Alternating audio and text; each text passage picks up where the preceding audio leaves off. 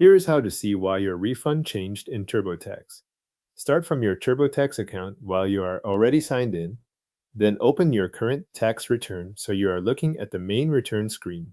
This is where TurboTax shows the running totals that change as information is added or updated. At the top of the page, find a federal refund amount and a state refund amount. These totals give you the current estimate based on what is in the return at that moment. If either amount has changed since the last time you looked, this area is the starting point for checking what affected it. Next to those refund amounts, select Explain My Taxes.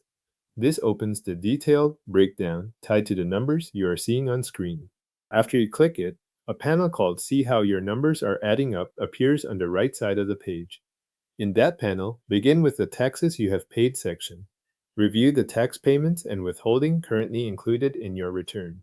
This section shows the amounts TurboTax is counting as already paid toward your taxes, which can directly affect whether the estimate moves toward a refund or toward tax due. Then move to the Your Taxes section. Review the figures shown for your income, deductions, taxable income, taxes, and credits. This part explains how the information in your return is shaping the result. If a refund changed after you entered income, added a deduction, or updated a credit, you will usually see the effect reflected here in one or more of those categories. Scroll farther down to Refund So Far.